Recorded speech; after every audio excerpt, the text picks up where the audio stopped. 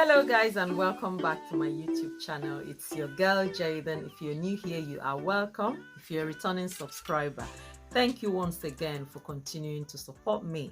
Guys, on today's video we're going to look at signs of autism. We want to tell those signs that would immediately get you thinking, just in case you're on the spectrum, just in case you might need support with this condition. Before I go into these signs, I want to also once again clarify that there are no two cases of autism that are the same, which is why you have siblings born of the same parents who have traits of autism and they experience things differently. Their presentations are different, their symptoms are different, and their attitude towards this condition is completely different.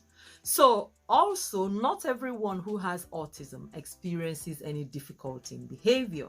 We talked about that already. If you haven't seen some of my previous videos on autism, I think it is important that you watch those videos in order for you to understand how we got to where we are. If you're that person who has concerns about your mental health, if you think you could be on the spectrum, or you think there could be any other thing regarding your mental health that is troubling you, impacting on the quality of your life, I want to once again encourage you to speak to your doctor, speak to your psychiatrist, and get the right support that you need.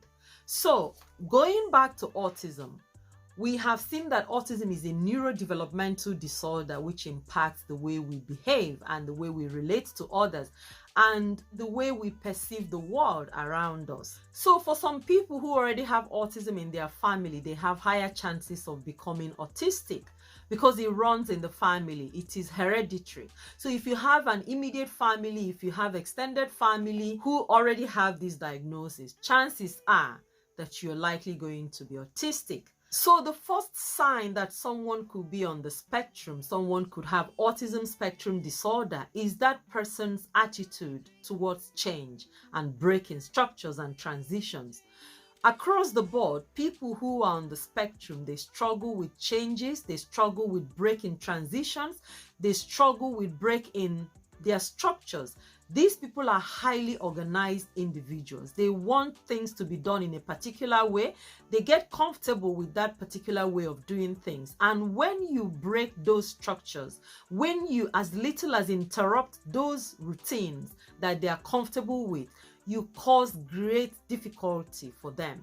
For adults who are able to verbalize their thoughts, it's very easy for them to communicate and give you the feedback, tell you how those changes are affecting their behavior and their life.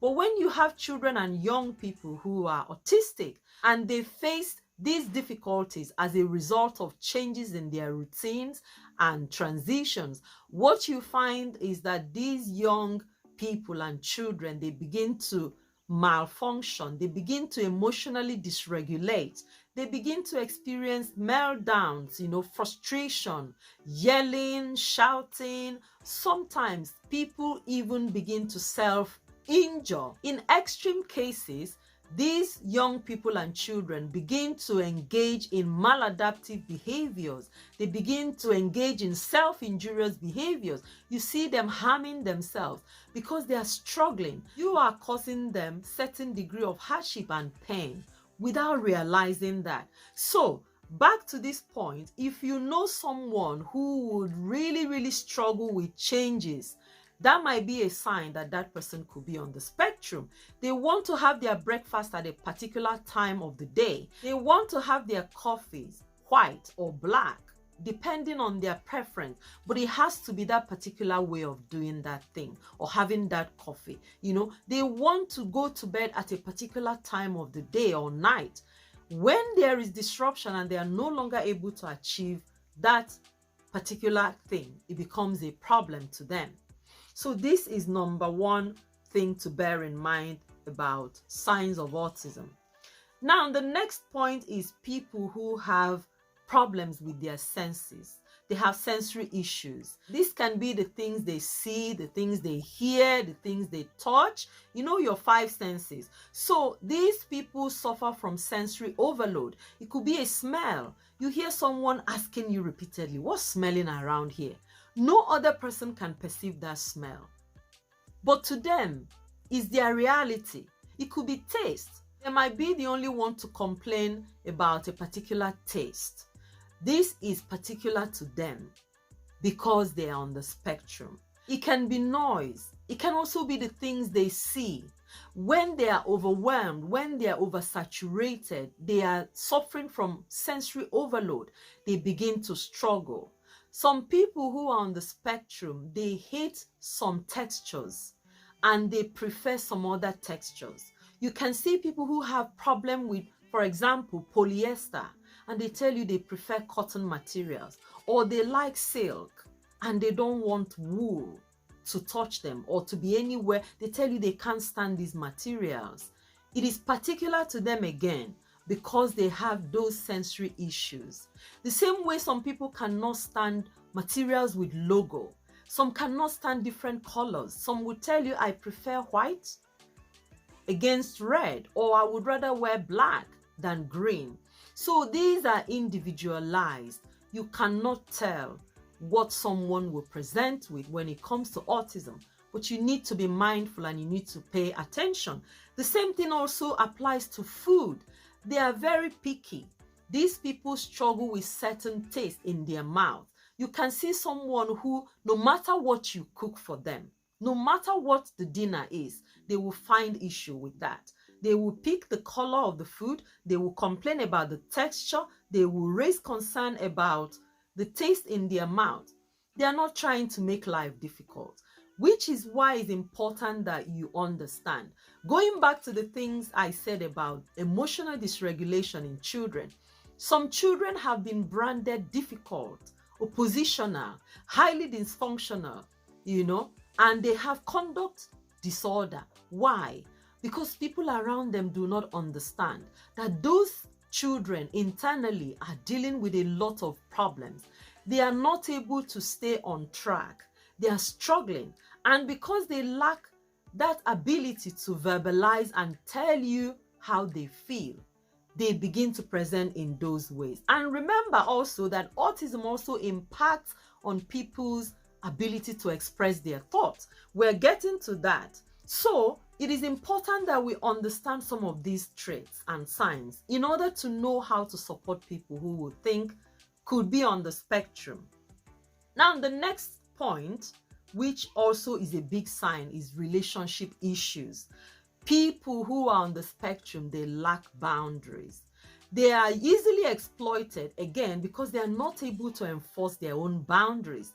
They come across as literal. People who are on the spectrum, they cannot read your mind. You don't use things like innuendo. You don't use sarcasm around them. They see life as either black or white. So you're feeling unhappy. You're not happy with them because they can't see you don't like the way they are behaving around you. No, they won't say it. They struggle. They can't infer. They are not able to draw those inferences. Again, remember, it depends on how severe your autism is and where you are on the spectrum. So if you want to enjoy good relationship with people on the spectrum, you need to be very clear when you communicate with them. You need to call it what it is. Do not expect them to imply anything. Do not be politically correct with them. They will not understand what you're trying to achieve. So if you don't like them coming to visit you at 9 p.m., you have to be saying to them, I don't want you to visit me after 9 because, explain to them and make it clear. If you say to them, for example, I really don't like people visiting people at 9 o'clock. Why would anyone visit anyone after 9 p.m.? You are not communicating. You are not telling them your expectation. And the consequences is they will continue to visit you even after 10 p.m. because you haven't personalized it. So that is why most of the time their relationship, they get into trouble. They cannot read your mind. They cannot infer. They lack that emotional intelligence to understand what you are trying to say that you're not able to say.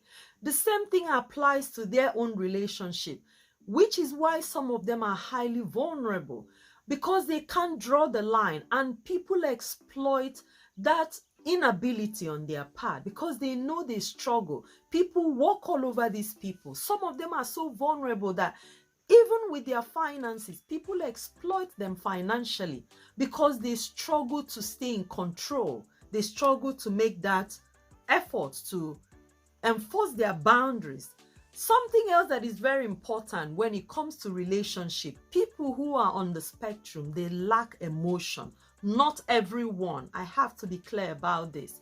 Again, it depends on where you are on the spectrum. They lack empathy because they can't feel what you feel. They cannot understand. You see someone crying and another person is going, "What is going on? Why are you crying?" Until you tell them why, they won't immediately say, "Okay, maybe something happened."